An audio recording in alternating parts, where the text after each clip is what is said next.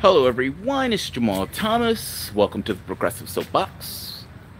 Um, so this always waffle back and forth over whether or not to do videos on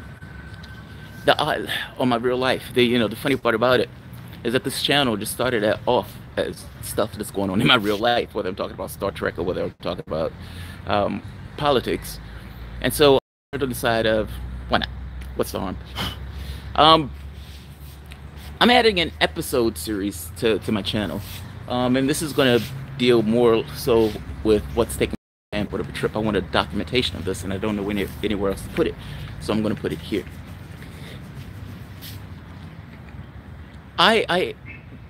If there's going to be somebody who watches this who may need this, and some other people watching it aren't going to care, but for the people who do, who are in a similar situation, here you are. This is episode 3. Episode 2 and 1 don't exist yet. I'm going to go back in time and do those episodes. But we're going to start here, 3. Arranging treatments and the difficulty associated with doing so, especially when you are by yourself. So right now, I'm in Sharm el-Sheikh. I would have preferred to go to Daha, but I ended up being in Sharm el-Sheikh because there are several treatment facilities that are nearby. Essentially, what it boils down to is your trip is going to be under a constraint. Now, for me, I'm working while I'm traveling. My wife is doing the same thing. She's also working while she's traveling. So she's at the hotel working now. We're just getting back because we're still on kind of the west. So when I go back, initially, when I first started this trip, I had somebody who would help me, who worked at the facility and would help me arrange the stuff. That kind of went away. She got pissy, I got pissy, and that kind of ended that relationship. So it's one of those things of, all right, you're stuck doing these on your own, and not just doing these on your own. To some degree, it's almost cheaper, even though it's more of a headache. What I mean by that is, when I booked the trip in Nairobi and when I booked the trip here, I did both of these on my own because there was no facilities associated with my facilities in these countries. Going forward, however, we're going through Europe, and Europe is going to be more brutal in regards to costs.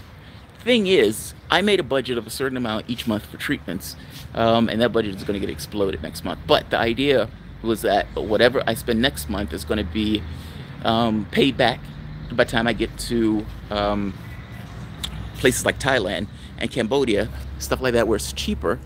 These flies are no joke. These flies are no joke. Where it'll be cheaper. Part of the problem that I've been having is to try to confirm what was going to take place next month.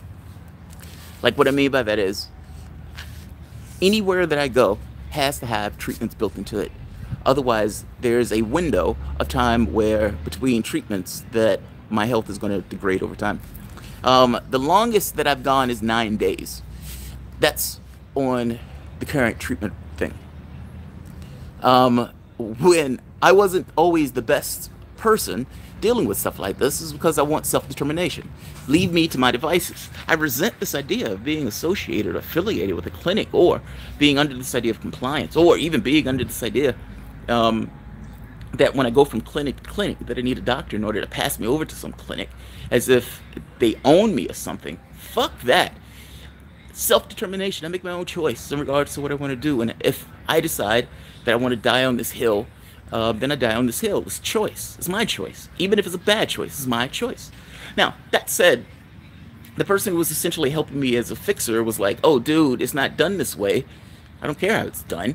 This is what I need in order to go from point A to point B. I'll keep tabs on my own stuff to make sure I don't die in the process.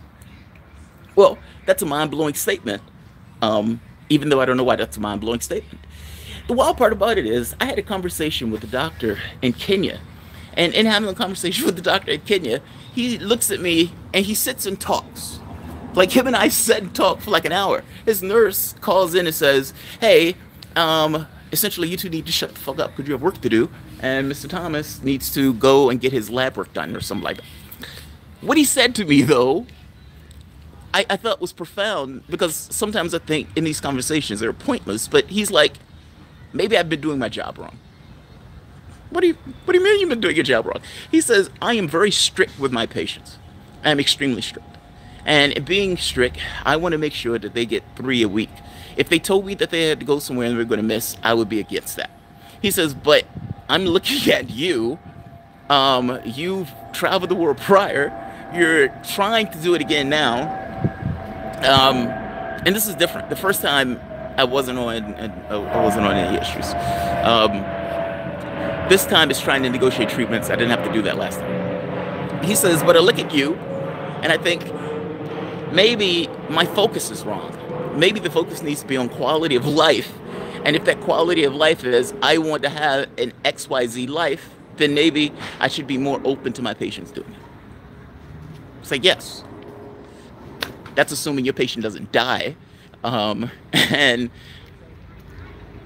this video is going off the rails. Look, I guess my point is, I've been trying to, my map and everything that I've planned at this point has gone tits up. And it's trying to figure out how to make this work because going home is not an option. The fact that going home is not an option puts somewhat of a bar on the door, meaning you need to figure this shit out. You need, and which is what I've been trying to do. All of my off time, where I'm not necessarily working, has been attending to trying to figure out what is going to take place next month at the end of us leaving Barcelona. So, London, I love you, London, but the list thing is a little pain in the ass for people who want to travel there. It's cheaper to not go through one of the main things and go through one of London's national facilities. It's cheaper by factor. Thank you. It's cheaper on the order of like $200 or more to essentially go through one of the hospitals, but that's assuming you can go through one of the hospitals. If you can find one of the national healthcare system hospitals, do it. Bug the devil out of them. They speak English, so you can call. I've called to maybe 6 or 7 of them, but all of them had a list, and all of them pushed me to another one, which also had a list where they couldn't take me on. London is being skipped. It's not being skipped. It's, I can only be there for 5 days, otherwise, and then I have to find a treatment. Germany is less than I thought it was going to be, but it's still painful. Believe it or not, what I've settled on and what I've been able to confirm is Poland. And you say, what the hell is in Poland? Dialysis is in Poland. It's dirt cheap in compared to the rest of the European cities. Dirt cheap by a factor of $200 or more. Even cheaper than what it is to get it done in Sharm el-Sheikh, or for that matter, in Egypt. Who knew? The thing is,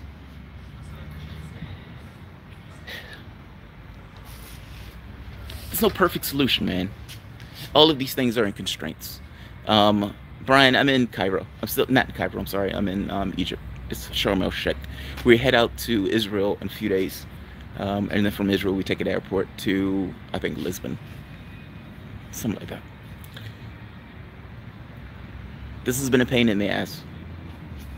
What I would say is this: be tenacious. Don't take no as an option. The person who was my fixer, who stopped being my fixer, I took it as if she didn't want me to do this trip, and I took it as if she was an enemy because she didn't want me to do this trip. I know this sounds bad, but that's the way I took it. Is what it is how I felt about it. That said, that wasn't going to stop me, and if anything, there was more of an impetus the way around it, and the way around it, I think, is Poland. There's a facility in Poland that is on the border of Poland, Czechoslovakia, and Czech Republic and Germany. And so you can make incursions into the other cities using Poland as a home base. Be flexible in the way you try to arrange this stuff, because you're not necessarily going to be able to get it exactly the way you want it. The price, if you're an American, is going to scale obscenely. Whatever I set as a budget is going to get blown in November.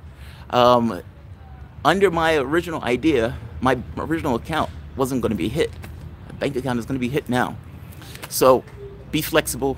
Look for ways to mitigate the costs associated with it. Again, this is purely if you're American. If you're in Europe, doesn't apply. Your European countries essentially will cover the cost of treatment, so that's not something that comes out of your pocket. Congratulations on having a better fucking country than allowing people to not have health care. That said, if you are traveling and if you need some level of treatments or anything else, do it. It's your life. Don't die. Be aware of things in your body if they're starting to fail you or something to that effect. Figure a way around it and do it. In this case, it seems like Poland next month is going to be base of operations, at least for a month until I recoup what I was supposed to in the first place. It's what it is, man. Again, I don't know if this is going to be interesting to anybody to my channel, but for me to look back on it, I am going to want this bit of information. Poland, home base. It's what it is. By the time you get into, oh, by the way, and this is the last point. There's a wealth differential in the countries of Europe. Top countries and the bottom countries. So items in things like Greece is cheaper than somewhere, let's say, London. The same thing applies to treatments. If your treatment is somewhere like Germany or London, you're going to pay more money as opposed to getting from Poland or Czech Republic, or particularly when you get further down into things like Croatia. And so I did it this way. This is the way I did. People may have different strategies for it. My strategy was this. If it's going to be a world trip, you're going to save money in certain points. Estimate a certain amount that you're willing to pay for treatments for each month. And that's like any other budget that you plan on. The money that you save in one, put it in the bank. And by the time you get to the ones that are more expensive, it is going to hurt. You're going to want to try to mitigate the amount of treatments that you get. So instead of getting 3 a week, you might say 2. Hell, for some you might say 1. It depends on you. It depends on the person and how much you tolerate. Also understands that the treatments in Europe tend to be a little bit weaker than they are in America because they don't run you as hard as they would back in the States. So be aware of all that when you're making your plans. If you're saying, okay, I'm just going to do 1 day for this week and 2 days for next week, because you may feel crummy for that 1 day of that particular week. But again, this is choice. You make the choice on how much you can tolerate. Don't die. Don't die. And by the way, if you get to the point where you're shirking on the amount of treatments that you get, it's going to adversely affect your trip, which means that whatever you do has to have certain constraints. One constraint is health.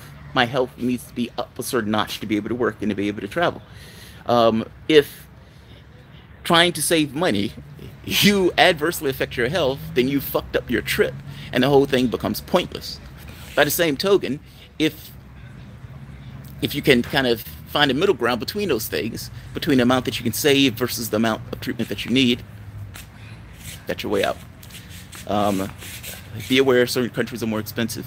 Use the countries that are more expensive, particularly if you want to see those. You can stay in those countries for a few days, but you may have to out into countries that are cheaper in order to make the trip work.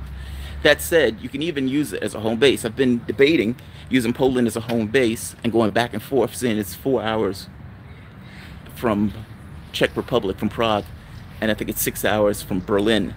So even if I take a day trip in order to get treatment, I can always go back and start my task. Be creative, come up with solutions to make it work. So yeah. So the one in Lisbon is set. So the thing is, the one for Lisbon and the one for Spain are booked. That part's done. That headache is over. What happens, well, the headache comes in, what happens after you leave Spain? What happens is when you leave Spain? I love this. The TD runner, Mr. Thomas, don't die because you're going to hold office. I don't know if I'm going to hold office. I'm too much of an oddball to hold office. And I try to be too honest when I tell people what I think. It's like Chomsky holding office. Can Chomsky hold office? You know, I don't know. I think that's it. If anyone has questions, you can send me an email. I give you what I got up to this point and what I've learned up to this point in trying to make this work. Sharm el-Sheikh is beautiful, but if you can, it's a resort. I don't like it, if I'm being honest. It's too polished. It's like Dahab was more grounded. It was more earthy. This is polished. This is specifically for tourists. Dahab would have been better. I didn't have a choice because I didn't know a facility in Dahab, so I ended up coming here. It's what it is. I'm not going to complain. People are fucking awesome. It's a beach town. You go to Cairo, everybody is You come here, everybody's like, "What's happening, man? It's okay. It's okay. It's okay. It's okay. It's okay." You know, they're cool. They're chill. All right, I'm going to leave this. I need to get to work, but I wanted to make a note of this beforehand. Brian Tan, did you see pyramids? Yeah, I saw the pyramids. I have a video where I face planted on an ATV and sprained, fractured, pulled the ligament or something in my arm. It's swollen up to two sizes at this point. It hurts, it throbs. Here's the thing, the interesting part. In Egypt, a lot of the medication is over the counter. You don't necessarily need a doctor to get it. So the guy's like, "You want some Celebrex?" "I don't know, dog. They took that off the market." "What about this? Do you want XYZ?" "Yeah, whatever, man. I'll take it. I'll take it. I'll take it." There's other things that I need to deal with. I'll make those as separate videos because this video is going too long.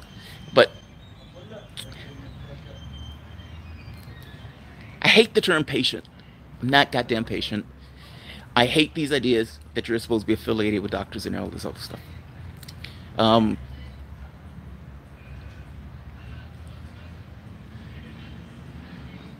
You make a choice and you go with it.